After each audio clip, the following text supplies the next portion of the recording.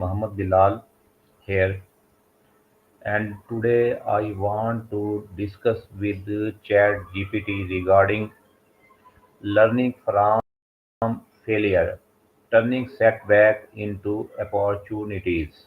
Let's start with ChatGPT.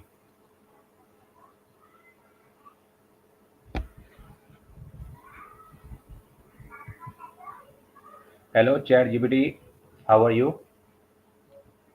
I'm doing great, thank you. I hope you're doing well too. Let me know if there's anything specific you'd like to chat about today. Today I have a task to discuss with you regarding learning from failure and turning step back into opportunities.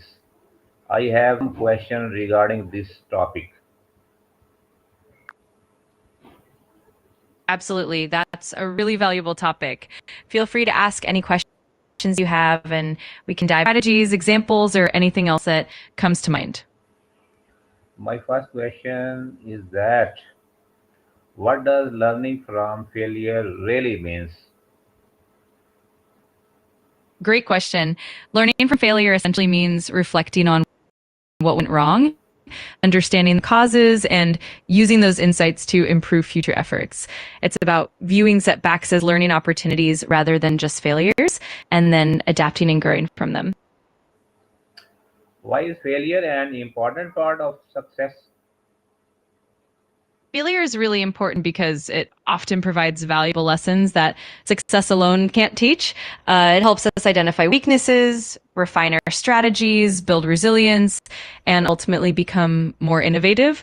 Plus, it encourages a growth mindset where challenges are seen as opportunities to improve rather than obstacles. How can we change our mindset about failures? Shifting our mindset about failures often involves embracing them as part of the learning process. One approach is to reframe failure as feedback, focusing on what can be learned rather than the negative outcome. It also helps to celebrate the effort and the courage it takes to try something new. Surrounding yourself with supportive people and practicing self-compassion in ASA make a big difference. Tell me some common reasons why people fear from failure. Sure. Some common reasons for fear include lack of clear goals or planning, insufficient resources or support, poor time management, and sometimes just a lack of experience or knowledge in a particular area. External factors like market conditions or unexpected events can also play a role. Recognizing these factors can help in addressing them and preventing similar issues in the future. Thank you. How can failure help us grow personally and professionally? In details. Absolutely. On a personal level, failure can build resilience and emotional intelligence. It teaches us how to handle setbacks gracefully and adapt to challenges, which boosts our self awareness and confidence. It also fosters perseverance, helping us stay motivated even when things get tough. Professionally, failure can be a powerful teacher. It helps us refine our skills, improve problem solving abilities, and innovate by learning what doesn't work. It also encourages humility and openness to feedback, which can enhance collaboration and leadership skills. Overall, embracing failure can lead to continuous growth and long-term success.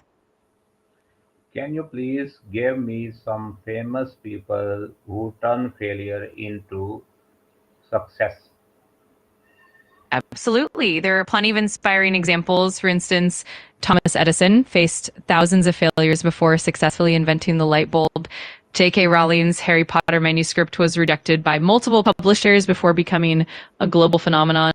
Steve Jobs experienced setbacks, including being ousted from Apple before leading it to even greater success. And then there's Walt Disney, who faced multiple business failures before creating the Disney empire. These stories really highlight how perseverance and learning from setbacks can lead to remarkable achievements. What are the first steps to take after experiencing a failure? Great question. A good first step is to take a moment to process your emotions and give yourself a bit of grace. Then it's helpful to reflect on what happened objectively, analyze the reasons behind the failure and identify lessons learned. After that, setting new realistic goals and creating a plan of action can be really beneficial. It also helps to seek feedback from trusted mentors or peers and then adjust your approach accordingly. Ultimately, taking proactive steps and maintaining a positive mindset can turn that failure into a stepping stone for future success. How can we identify lessons from our mistakes? Identifying lessons from mistakes often starts with honest reflection and approaches to break down the situation step by step and ask yourself what worked, what didn't, and why. It can be really helpful to keep a journal or notes to track patterns over time. Getting feedback from others like colleagues, mentors, or friends can also provide different perspectives and insights. Another effective method is to look for actionable takeaways, specific changes you can implement moving forward. Over time, this process helps you build a deeper understanding and turn mistakes into valuable growth opportunities. Why is it important to reflect after failure instead of give up? Reflection after failure is crucial because it helps you understand the root causes and prevents the same mistakes from happening again. It also allows you to grow personally and professionally, transforming setbacks into stepping stones for future success.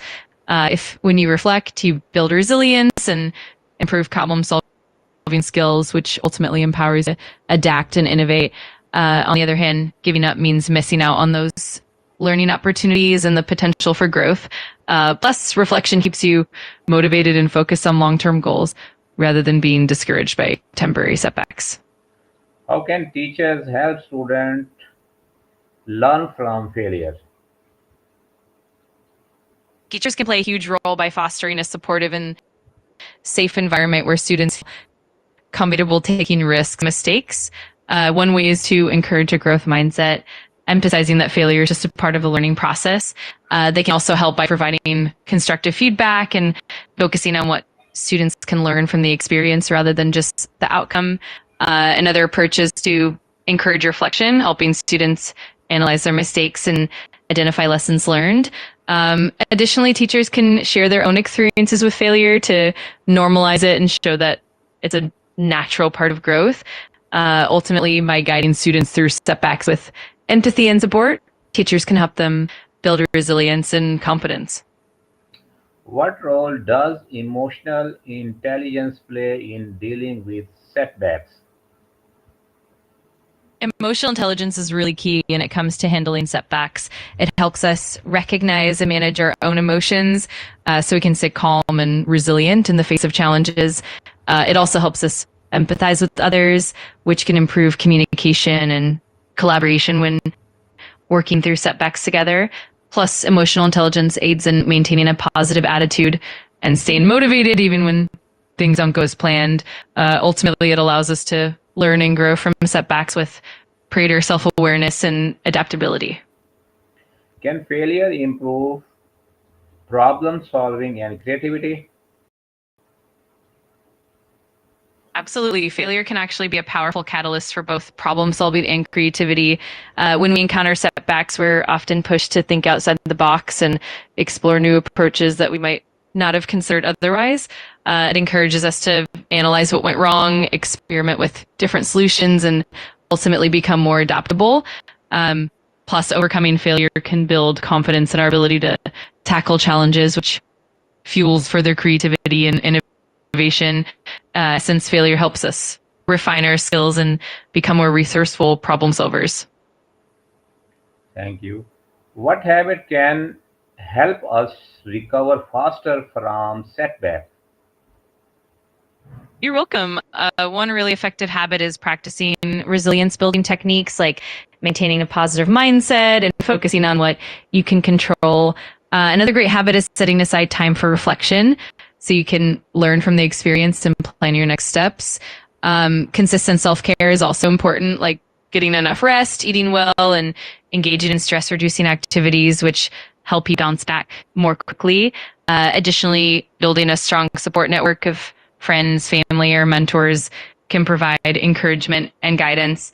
Over time, these habits can really help you recover more quickly and effectively from setbacks. Thank you very much for your suggestion and time regarding subject topic. You're very welcome. I'm glad I could help. If you have any more questions or need further assistance in the future, just let me know. Have a great day. Thank you. Take care.